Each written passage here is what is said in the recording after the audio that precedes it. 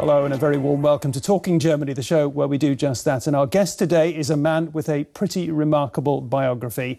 He's a grandnephew of the last emperor of Ethiopia, Haile Selassie, and his father was one-time governor of and viceroy of Eritrea. But he had a German education and has made Germany his home. He works as a business consultant for the African continent and has made a name for himself here in Germany by publishing a much talked about and best-selling book about manners. So let me introduce you to Prince Asfa-Wossen Asserate. Thank you very, very much for joining us today on Talking Germany. Very kind of you to ask me, Mr. Craven.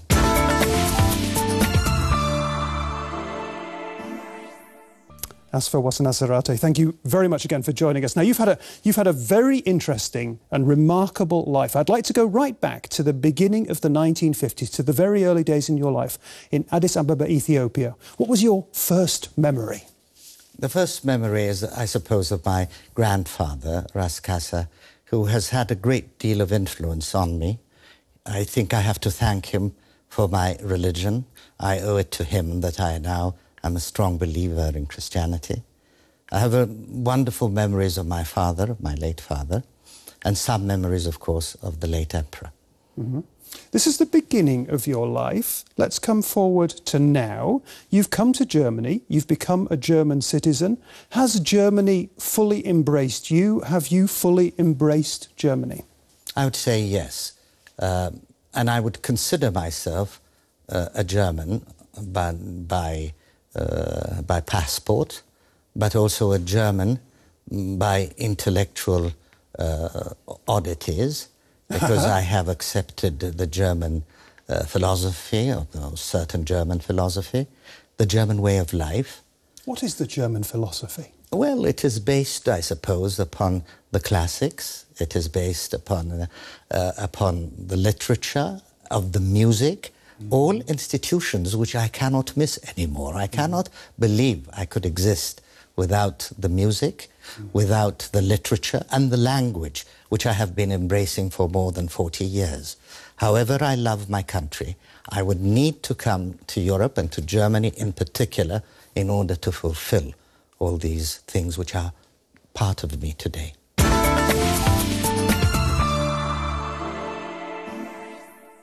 We'll talk about Africa and we'll talk about some of the more painful chapters in your life in just a minute. But I'd like to talk about the book the best-selling book you've written about manners. When we met earlier before the show began, you bowed just slightly to me. Yeah, was that you, or is that Ethiopian, or is that from some part of Germany that I've never been to? Well, I think it's a matter of both cultures. But we must not forget that reverence is something which we owe to our fellow human beings, and which we're slowly forgetting, I'm afraid. It's not only a question of etiquette, it's a question of moral. And I do believe that it gives me pleasure to show reverence to others, especially to people who are older than me, and to people who I have met for the first time. It's very interesting that you use the word reverence, because when you did bow, I bowed slightly. I bow myself as well. I spent a little bit of time in Japan, and that was where I started doing that almost intuitively. And it is a gesture of reverence. It's a very nice, peaceful gesture. It's one of respect. And that is all we need among human beings, to accept each other. What is the worst thing? What is the worst departure from good manners? Is to play with the feelings of another person. That's very wise. A German's good-mannered. Sure, they're not bad-mannered as some other that is not nations. Fulsome. That's not a great and positive appraisal. They're not better or they're not worse than any of their fellow Europeans, I would say. You came to Germany in 1968. That was when you first arrived in Germany. This part of your life began, really. 1968 was the year of student revolt, student uprising. The young people in Germany, rightly so in many ways, were throwing out a lot of the problems that Germany had, a lot of the traditions that were still hangovers from Germany's difficult past. They chucked out, though, a lot of the conventions and manners that had been part of that, and people were quite rude as a result of that. Was that what you experienced when you came to Germany? Very much so. There's no doubt about it, and it was a cultural shock for me to see certain things happening. You mustn't forget that I came from Ethiopia. Immediately after that, I was confronted with this new generation, with this new feeling about manners, about the world, about institutions, and of course politics, which embraced Marxism at its worst, if I may say so myself. But I must say, I loved being part of it, although I was completely against it. And you were caught up in it. I was caught up in it.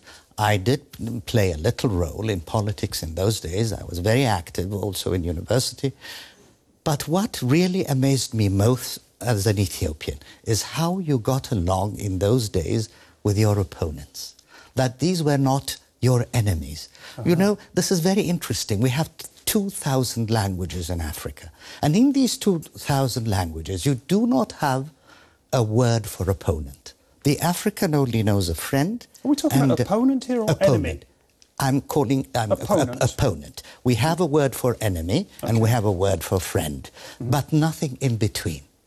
So this is a kind of an intellectual domain that you're talking about. Very much so, and to show that your opponent is not your enemy, that the man with whom you've been debating the whole day, that you can have a glass of beer with him in the evening. This was something entirely new for me, and that is why I would say that 68 has also influenced me in a very big way. Okay, you came to Germany in 1968, and in 1974 your status effectively changed, because 68 you came voluntarily, 74... terrible things happened back at home. Your family were ravaged. You found yourself in exile. Right. Define for me, as pithily as you can, what it means to be in exile. I have no idea what that experience is like. It is to be cut from your roots, to be cut from your culture, to be cut from your religious aspirations. It is perhaps the worst thing after hell that can happen to you. Okay. We will follow up on that in just a second. We're talking about the experience of being in exile, an experience that became so familiar to so many Germans under the Nazis, of course. And with that in mind, for many decades, Germany had some of the most liberal asylum laws in the world. Now, that all changed in 1993 when those laws were reformed and massively tightened. These days, it's a tough lot for most asylum seekers.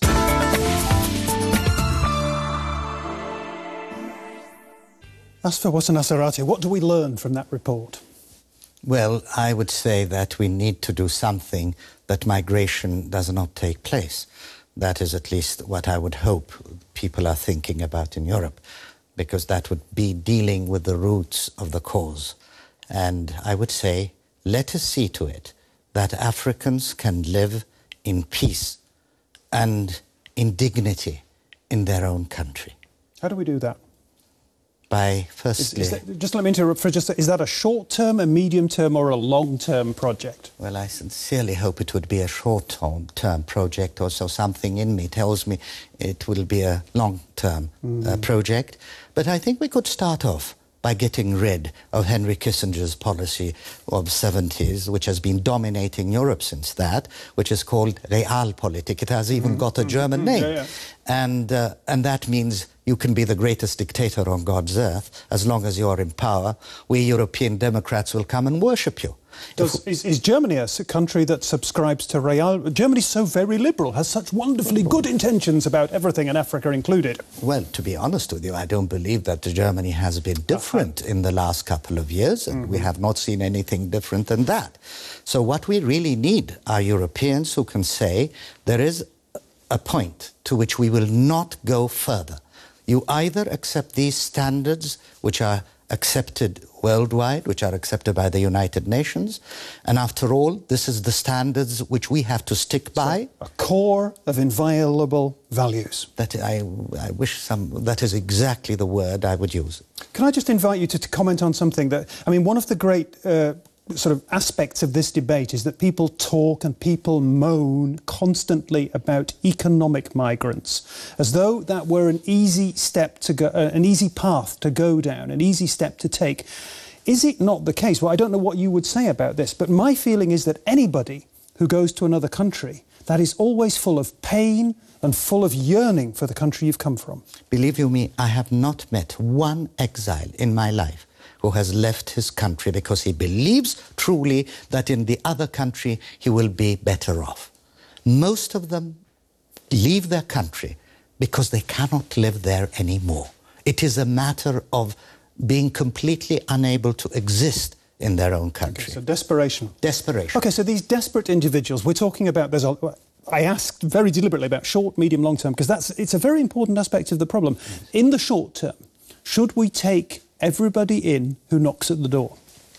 One should take some of them in, because there are positions which we all know that if you send these people back, they're either going to land in jail or they're going to be executed if they are political ones. But who do you take in? You say some. Well, I would say the political ones first, obviously, where you know that their life is in danger because of the political views they hold. They would absolutely have priority.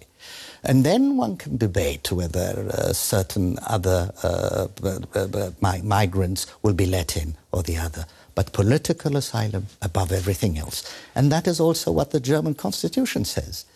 They have to be allowed in. Of course, today it's very difficult for the Europeans to understand whether this man is politically so wanted in his country or not, that he would not be accepted at all or he would be shot. But you have to go through finding out these questions and finding out answers to them. It has to be said that there is a lot of, on this issue, there is a lot of pretense in the German constitution. It's an article of faith that the Realpolitik on the everyday level does not subscribe to, does not meet. We've been talking about migration, the experience of migration, the experience of citizenship taking on new citizenship. Now, Prince Asfa-Wossen Asserate has really gone native here in Germany. He's become a German in a very full sense, and during his student days, he even joined one of the fraternity associations known as the Burschenschaften, normally conservative and normally not open to foreigners.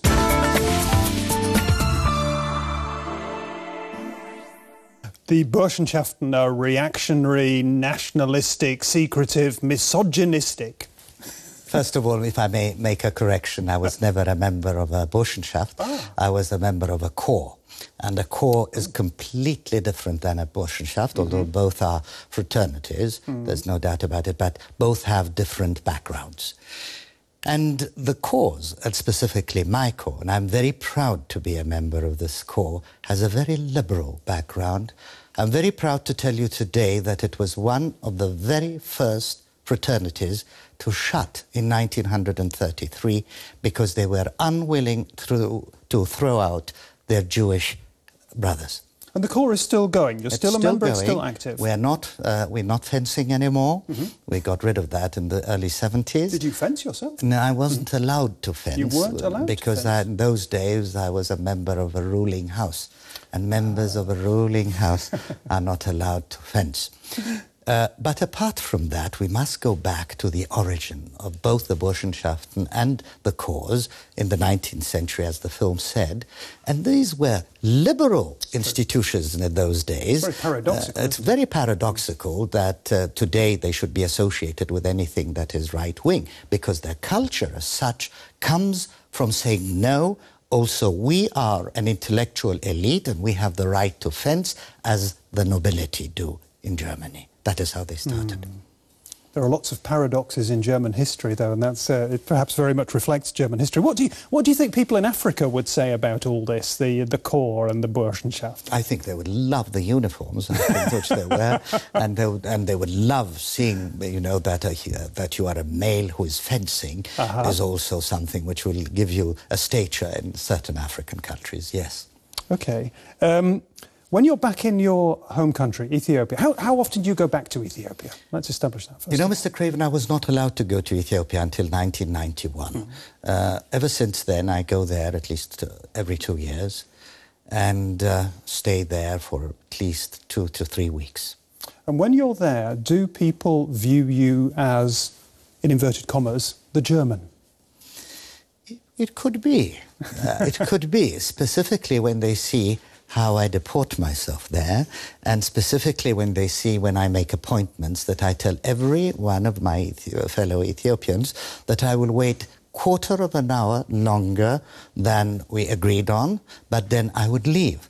Mostly the reaction I get is, why do you do that? Don't you have the time? And I say, no, this is something what you learn when you go to Europe. There is a difference between time and, and losing time, having time and losing time. That's a different sort of system of values almost. You've written this book about manners. You've also written a book about the oddities of the Germans. Are the Germans so odd? Well, I mean, most people outside Germany think they're very straight. Well, it all depends where you come from, and I suppose certain things which the Germans do might be odd to some Africans, but I wish that there would be the possibility of actually accepting certain things which the Germans do, one of them being punctuality. Let's just round up with you telling me something. I know this is something that's very, very close to your heart. We've talked about Africa a little bit and the problems of Africa. Are you optimistic or are you pessimistic about the future of Africa? Overall, I am optimistic that Africa one day will reach the goal which it started out in 1963, to have a Pan-Africanist movement which is strong, a Pan-Africanist movement which will bring also democracy to that continent. I'm quite aware that the day will come when this will happen. Until that day comes, I'm afraid we're going to go through very difficult and troublous times. Okay. Let's make it a little bit lighter now towards the end of the show. Very, very interesting thoughts there. We're going to move on to our traditional Talking Germany quiz. At the end of the show, I give you some quick questions. You give me some answers. Suits or uniforms? Suit. Opera or African rhythms? Opera. Sword or umbrella? Umbrella. Aristocrat or citizen? Citizen. Are you a real German or a German citizen? I'm a German Ethiopian. And he's a fascinating guest, isn't he? Asfa-Wossen Asserate. Been great stuff. If you've enjoyed his company as much as I have, come back next week. Tschüss.